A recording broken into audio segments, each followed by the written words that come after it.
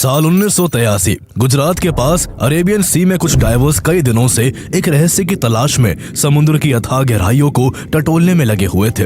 तभी अचानक एक दिन उनका सामना एक ऐसे रहस्य से होता है जिससे पूरी दुनिया हैरान रह जाने वाली थी। समुद्र की उन गहराइयों में उनका सामना एक भव्य शहर से होता है जहाँ ऊंची ऊंची दीवारें थी, चौड़ी सड़कों का जाल था और नकाशीदार मूर्तियां थी।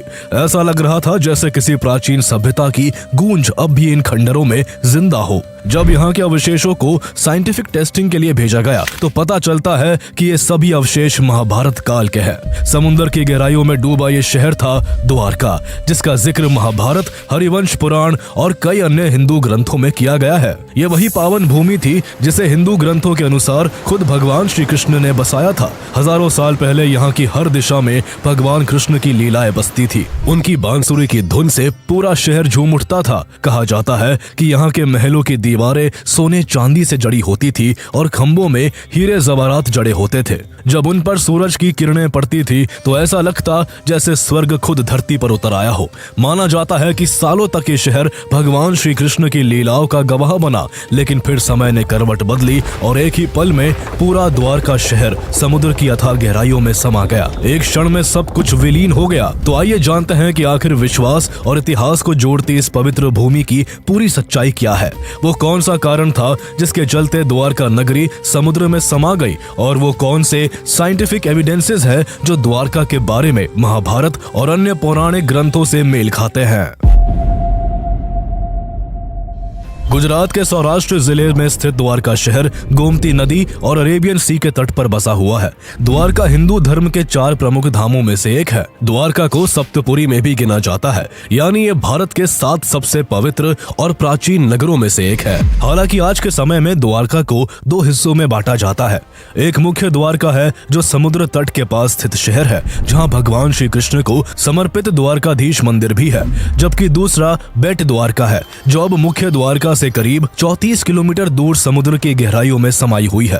बेट द्वारका को ही पौराणिक काल की वास्तविक द्वारका नगरी माना जाता है, जहां हजारों साल पहले भगवान श्री कृष्ण का साम्राज्य था, लेकिन आज वहां केवल समुद्र की लहरों का शोर सुनाई देता है। ऐसे में द्वारका के इतिहास को ठीक से समझने के लिए हमें महाभारत, विष्णु पुराण, भागवत पुराण और हरिवंश पुराण जैसे ग्रंथों के पन्नों को पलटना होगा। भागवत पुराण के अनुसार जब मथुरा का राजा कंस अपनी बहन देवकी की शादी से खुश होकर देवकी और अपने जीजा वासुदेव को रथ पर घुमा रहा था, तभी एक आकाशवाणी हुई कि वो जिस बहन की शादी से इतना खुश हो रहा है, उसी बहन की कोख से जन्म लेने वाला 8वां पुत्र उसका अंत करेगा। माना जाता है कि उस युग में आकाशवाणियां कभी झूठ नहीं होती थी, इसलिए कंस ने डर कर अपनी बहन देवकी और जीजा वासुदेव को जेल में बंद कर दिया। समय बीतता गया और देवकी की हर संतान जन्म लेते ही कंस द्वारा मार दी गई। इसके बाद देवकी के गर्भ से 8वें पुत्र के रूप में भगवान श्री कृष्ण का जन्म हुआ, जो भगवान विष्णु के 8वें अवतार माने जाते हैं।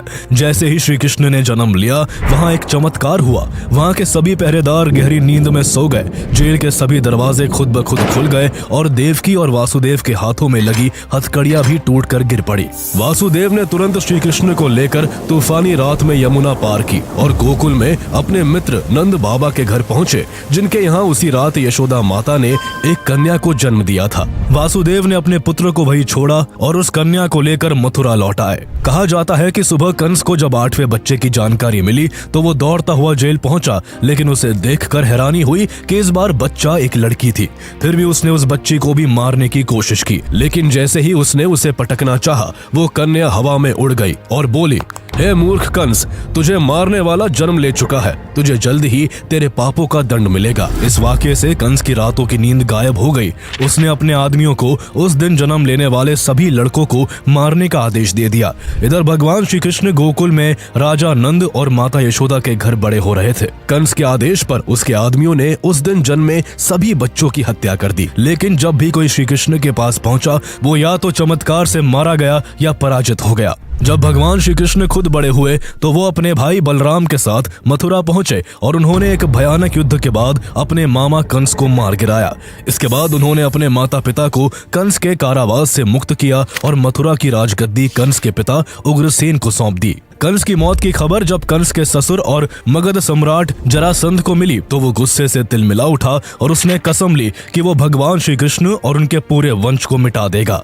इसके बाद जरासंध ने कृष्ण को निशाना बनाते हुए मथुरा पर 17 बार आक्रमण किया, लेकिन हर बार उसकी हार हुई। जरासंध के बार बार आक्रमण से मथुरा और गोकुल वासियों की जिंदगी अस्त व्यस्त हो गई थी।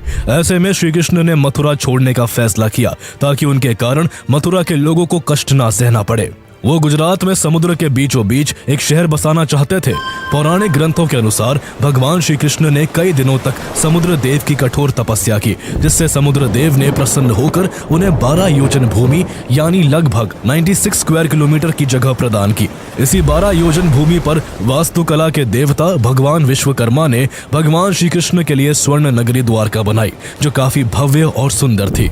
इस स्वर्ण नगरी में 900 महल थे और नगर के बीच में भगवान श्री कृष्ण का महल था, जहां से वो द्वारका पर राज करते थे। ठीक उसी समय भारत के उत्तरी भाग हरियाणा के हस्तिनापुर में कुरु वंश का शासन हुआ करता था। वहां उस समय धृतराष्ट्र राजा थे, जिनके 100 बेटे थे जो कौरव कहलाते थे। वही उनके छोटे भाई पांडु के 5 पुत्र थे जो पांडव कहलाते थे। सभी 105 भाइयों में पांडु के पुत्र युधिष्ठिर सबसे बड़े थे। उन दिनों वंश के सबसे बड़े बेटे को सत्ता सौंपने का रिवाज था, इसलिए महाराजा धृतराष्ट्र ने युधिष्ठिर को युवराज डिक्लेयर कर दिया। लेकिन महाराजा धृतराष्ट्र के इस फैसले से उनका सबसे बड़ा बेटा दुर्योधन खुश नहीं था। वो राजगद्दी पर अपना हक मानता था, इसलिए उसने अपने मामा शकुनी के साथ साजिश करके पांडवों को हस्तिनापुर छोड़ने पर मजबूर कर दिया। भगवान श्री कृष्ण कुरुओं के रिश्तेदार थे, इसलिए उन्होंने सुलह करवाने की कोशिश की। उन्होंने दुर्योधन से पांडवों के लिए केवल 5 गांव मांगे, लेकिन अहंकार में चूर दुर्योधन इसके लिए भी राजी नहीं हुआ। उल्टा गुस्से में आकर दुर्योधन लोहे की मोटे जंजीरों में भगवान श्री कृष्ण को बांधने की नाकाम कोशिश करने लगा। जब सारे संवाद और समझौते विफल हो गए तो अंत में युद्ध ही एकमात्र रास्ता बचा। इसके बाद कौरवों और पांडवों के बीच सत्ता के लिए कुरुक्षेत्र के मैदान में एक भयंकर युद्ध लड़ा गया, जिसे महाभारत का युद्ध कहते हैं। इस युद्ध में भगवान श्री कृष्ण ने नारायणी सेना कौरवों को दे दी और खुद पांडवों के साथ रहकर अर्जुन के सारथी बने। 18 दिनों तक कुरुक्षेत्र में भयानक युद्ध चला और इसमें पितामह भीष्म, द्रोणाचार्य, कर्ण और दुर्योधन सहित कौरवों की तरफ से सभी मुख्य लोग मारे गए। सत्ता की इस लड़ाई में लाखों लोगों की जान गई और कुरु वंश में भी केवल पांडव ही जीवित बच पाए। युद्ध तो समाप्त हो गया, लेकिन इसके बाद एक ऐसा श्राप आया जो द्वारका के विनाश का कारण बनने वाला था। इस युद्ध में माता गांधारी के दुर्योधन समेत सभी 100 पुत्र मारे गए थे। उनके पूरे के पूरे वंश का सर्वनाश हो गया था। वो इसके लिए श्री कृष्ण को जिम्मेदार मानती थी, इसलिए उन्होंने दुख और क्रोध में भगवान श्री कृष्ण को श्राप दिया कि जिस तरह उनके पूरे वंश का आपस में लड़कर विनाश हुआ है, ठीक 36 साल बाद श्री कृष्ण के यदुवंश का भी अंत आपसी संघर्ष में होगा। भगवान श्री कृष्ण ने यह श्राप भी शांत भाव से स्वीकार कर लिया, जैसे ये भी कोई ईश्वरीय योजना का ही हिस्सा हो। पौराणिक ग्रंथों के अनुसार जिस द्वारका में कभी सुख, समृद्धि और शांति का वास था, वही दिव्य नगरी माता गांधारी के श्राप के कुछ सालों बाद अंदर से बिखरने लगी। जहाँ पहले हर दिशा में धर्म का प्रकाश था, वहाँ अब जुआ, मदिरा और पतन का अंधकार फैल चुका था। लोगों को नशे और जुए की इतनी बुरी लत लग चुकी थी कि जुए में अपनी सारी संपत्ति हारने के बाद जब उनके पास कुछ नहीं बचता था तो वो अपनी पत्नी और बच्चों को भी दांव पर लगा देते थे। जब भगवान श्री कृष्ण उन्हें ऐसा करने से मना करते तो वो उन्हें पांडवों के बड़े भाई युधिष्ठिर का एग्जाम्पल देते, जिन्होंने कभी चौसर के खेल में अपने संबंधियों को दांव पर लगा दिया था। द्वारका भीतर से खोखली होती जा रही थी और ये पतन श्री कृष्ण के घर तक आ पहुंचा। उनका पुत्र साम भी नशे का शिकार हो चुका था। उस दौरान महर्षि विश्वामित्र, महर्षि नारद, महर्षि दुर्वासा और ऋषि कब द्वारका के पास पिंडारक क्षेत्र में रहने आए थे। एक दिन नशे में धुत सांप एक प्रेग्नेंट महिला का रूप धारण कर अपने दोस्तों के साथ इन ऋषियों के पास आ पहुंचा। उनसे मजाक करते हुए उसने पूछा कि उसे संतान में बेटा होगा या बेटी। उसके इस बेहुदे मजाक से गुस्सा होकर ऋषियों ने उसे श्राप दे दिया कि उसके गर्भ से संतान नहीं बल्कि लोहे का एक मूसल पैदा होगा, जिससे यदुवंश का विनाश होगा। श्राप सही साबित हुआ और सांप के शरीर से लोहे का एक मूसल निकला। जब यह बात भगवान श्री कृष्ण के नाना महाराजा उग्रसेन को पता चली तो उन्होंने उस मूसल को चूर चूर कर समुद्र में फेंकवा दिया। उस मूसल के एक छोटे टुकड़े को एक मछली निगल गई, बाकी का चूरा पानी के साथ बहकर किनारे पर जम गया और कुछ समय बाद वहीं से एरका नाम की घास उगाई। जिस मछली ने मूसल का टुकड़ा निगला था वो एक जरा नाम की शिकारी के जाल में आ फंसी। जब उसने उस मछली को काटा तो उसके पेट से वही लोहे का टुकड़ा निकला। उसने उस टुकड़े से अपने बाण की नोक बना ली। इधर माता गांधारी के श्राप को 36 साल होने को थे। भगवान श्री कृष्ण को द्वारका के विनाश की आहट सुनाई देने लगी थी। कहा जाता है कि द्वारका में अधर्मी पुरुषों की संख्या बढ़ते देख एक दिन भगवान श्री कृष्ण ने सभी पुरुषों को प्रभास नदी के किनारे स्नान करने और व्रत रखने को कहा। उनके आदेश पर सभी स्नान करने चले तो गए, लेकिन रास्ते में ही उन्होंने खूब मदिरा पी ली और आपस में ही लड़ गए। इस दौरान नशे में धुत सत्याकी ने अपनी तलवार से कृतवर्मा का सर धड़ से अलग कर दिया। इसके बाद वहां मौजूद लोग दो हिस्सों में बट गए और एक दूसरे पर टूट पड़े। जिनके पास लड़ने को हथियार नहीं थे उन्होंने उस मूसल के चूरे से समुद्र तट पर उगाई तेज धार एरका घास को उखाड़ लिया, लेकिन जैसे ही उन्होंने एरका घास हाथों में ली वो घास लोहे की लाठी में बदल गई। अब वहां कोई तीर्थ नहीं बल्कि विनाश का रण क्षेत्र बन चुका था। इस भीषण झगड़े की खबर सुनकर भगवान श्री कृष्ण और बलराम भी वहां पहुंचे और उन्होंने झगड़ा रोकने का प्रयास किया, लेकिन वो सफल नहीं हो सके। देखते ही देखते इस आपसी संघर्ष में आम यदुवंशियों के साथ साथ श्री कृष्ण के बेटे प्रद्युम्न और सांब और उनके पोते अनिरुद्ध भी मारे गए। माता गांधारी और ऋषियों का श्राप अब पूरा हो चुका था। द्वारका में अब भगवान श्री कृष्ण, बलराम, छोटे बच्चे और स्त्रियां ही बच गई थी। इस घटना से दुखी होकर बलराम ने भी इस संसार को त्याग दिया। भगवान श्री कृष्ण ने अर्जुन को संदेश भिजवाया कि वो द्वारका की सभी स्त्रियों और बच्चों को द्वारका से सुरक्षित ले जाए। इसके बाद श्री कृष्ण भारी मन से वन की ओर निकल गए और एक पेड़ के नीचे ध्यान लगाकर बैठ गए। उनके शरीर का तेज काफी दूर तक रहा था। उसी समय दूर से उस रोशनी सी को देख एक शिकारी को पेड़ के नीचे किसी हिरण के होने का भ्रम हो गया। ये जरा नाम का वही शिकारी था जिसने मछली के पेट से लोहा निकालकर अपने तीर की नोक में लगाया था। उसने ये सोचकर कि पेड़ के नीचे हिरण है, दूर से ही तीर चला दिया जो सीधा भगवान श्री कृष्ण के पैर में जा लगा। भगवान मुस्कुराए और शांत भाव से अपनी देह त्याग कर बैकुंठ से धार गए। उनके शरीर त्यागते ही द्वारका में भयंकर आग लग गई और समुद्र की लहरें विकराल हो गई। औरतों और बच्चों को बचाने अर्जुन द्वारका पहुंच चुके थे और जैसे ही उन्होंने यहां से सभी को बाहर निकाला पूरी की पूरी द्वारका नगरी उनकी आंखों के सामने समुद्र में समा गई। इस तरह भगवान श्री कृष्ण के चले जाने के बाद समुद्र देवता ने अपनी जमीन फिर से वापस ले ली और इसे समुद्र के अंदर डुबो लिया। हिंदू पुराणों के अनुसार यही वो क्षण था जब द्वापर युग का अंत हुआ और कलयुग की शुरुआत हुई। इसके बाद से ही ये द्वारका नगरी सभी सनातनियों के लिए आस्था, श्रद्धा और भगवान श्री कृष्ण की यादों का प्रतीक बन गई। लेकिन कुछ लोग इस शहर को सिर्फ एक कहानी, एक मिथ मानते रहे। कई लोगों का मानना था कि भगवान श्री कृष्ण की द्वारका कभी असल में थी ही नहीं और ये बस एक धार्मिक कल्पना है। लेकिन पिछले कुछ दशकों में समंदर के अंदर जो साइंटिफिक एक्सप्लोरेशन हुए हैं और जो डिस्कवरी सामने आई है उन्होंने इस सोच को पूरी तरह बदल कर रख दिया है। सबसे पहले साल 1930 में आर्कियोलॉजिस्ट हीरानंद शास्त्री की टीम ने बेट द्वारका के आसपास खुदाई शुरू की थी, लेकिन उस समय टेक्नोलॉजी की कमी के कारण उन्हें कुछ खास हाथ नहीं लगा। करीब 30 साल बाद 1963 में ये काम फिर शुरू हुआ। डेक्कन कॉलेज पुणे और गुजरात के डिपार्टमेंट ऑफ आर्कियोलॉजी ने मिलकर JM नानावती और HD संकलिया के नेतृत्व में एक बड़ी खोज की शुरुआत की। कुछ ने समंदर में उतरकर इस शहर के अस्तित्व को टटोलना शुरू किया तो कुछ ने उसके आसपास की जमीन की खुदाई पर एविडेंस खोजना शुरू किया। इस एक्सकेवेशन में उन्हें लाइट सबमर्ज्ड सेटलमेंट्स, एक बड़ा जेटी और एक पत्थर का ट्रायंगुलर शेप का एंकर मिला। इन चीजों से यह अंदाजा लगाया गया कि द्वारका मिडिल किंगडम्स पीरियड की एक एंशिएंट पोर्ट सिटी रही होगी। इसी बीच अनंत सदाशिव आलतेकर और D.D. कोशाम्बी जैसे विद्वानों ने द्वारका का भगवान कृष्ण से कोई संबंध न होने का दावा करके इस टॉपिक को और डिबेटेबल बना दिया। इस डिबेट ने भारत के famous archaeologist doctor S.R. Rao का ध्यान भी अपनी ओर खींचा। इसके बाद साल 1979 में उन्होंने अपनी टीम के साथ द्वारका और आसपास के क्षेत्रों में बड़ा एक्सकेवेशन शुरू किया। डॉक्टर राव की टीम ने modern under water equipment, cameras और सोनार टेक्निक्स का इस्तेमाल करते हुए समंदर की गहराइयों में डूबी एंशिएंट द्वारका की सच्चाई खोजनी शुरू की। रुक रुक कर ये खोज साल 1990 तक चलती रही। इस दौरान डॉक्टर SR राव की टीम को बेट द्वारका के पास पत्थर के बने 2 बड़े स्ट्रक्चर्स और समुद्र तट से केवल 500 मीटर की दूरी पर एक वेल ऑर्गेनाइज्ड टाउन मिला।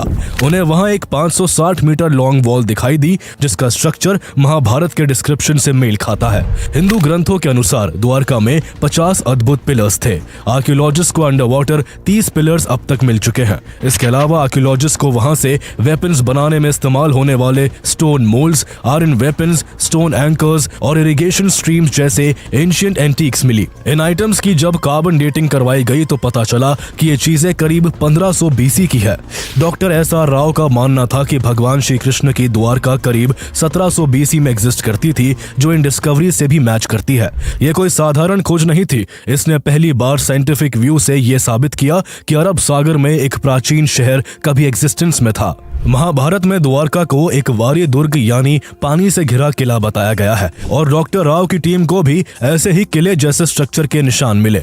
इसके अलावा आर्कियोलॉजिस्ट को बहुत सारी सील्स मिली, जिन पर बकरी, बैल और अन्य जानवरों की तस्वीरें बनी थी। हरिवंश पुराण के अनुसार द्वारका के हर नागरिक के पास एक सील होती थी जो उसके आइडेंटिफिकेशन मार्क होती थी। बिना इस सील के किसी भी बाहरी व्यक्ति को द्वारका में एंटर करने की परमिशन नहीं थी।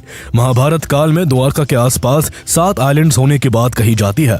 डॉक्टर SR राव की टीम ने भी जब इसके आसपास के एरिया की सैटेलाइट पिक्चर्स को ऑब्जर्व किया तो उन्हें भी यहाँ ऐसे ही आइलैंड्स एग्जिस्ट करने के एविडेंसेस मिले। इन समुद्री खोजों ने दुनिया भर के रिसर्चर्स को चौंका दिया। साल 2000 में national institute of ocean technology NIOT की टीम ने समुद्र के 800 फीट नीचे एक एंशिएंट सिटी जैसा स्ट्रक्चर पाया। NIOT की रिपोर्ट के अनुसार हजारों साल पहले यहाँ एक विशाल किंगडम एग्जिस्ट करती थी, जो भगवान श्री कृष्ण के द्वारका से काफी मेल खाती है। इसके बाद 2007 में डॉक्टर आलोक त्रिपाठी के नेतृत्व में आर्कियोलॉजिकल सर्वे ऑफ इंडिया द्वारा यहाँ के 200 स्क्वायर मीटर एरिया में खुदाई की गई। इस दौरान आर्कियोलॉजिस्ट को प्राचीन मूर्तियां, पत्थर के लंगर, लोहे और तांबे की चीजें, पुराने मनके और अंगूठियां मिली। हालांकि इसके बाद करीब 17 सालों तक द्वारका को लेकर कोई खोज नहीं हुई और न ही इस बारे में ज्यादा चर्चा हुई। लेकिन फरवरी 2024 में प्राइम मिनिस्टर नरेंद्र मोदी खुद द्वारका पहुंच गए। उन्होंने इसे भगवान श्री कृष्ण की पावन नगरी बताते हुए वहां एक्सपर्ट की निगरानी में समुद्र के अंदर डुबकी लगाकर पूजा अर्चना की। इससे यह मुद्दा एक बार फिर से लोगों की नजरों में आ गया। ASI ने भी इस दिशा में तेजी से काम शुरू किया। फरवरी 2025 में ASI की 5 लोगों की टीम ने द्वारका के गोमती क्रीक का सर्वे किया। इसके 3 महीने बाद अप्रैल 2025 में ASI ने under water archaeology wing UAW की एक और 9 सदस्यीय टीम बनाई, जो यह पता लगाने में जुटी हुई है कि यहाँ मिली पुरानी चीजें असल में कितनी पुरानी है।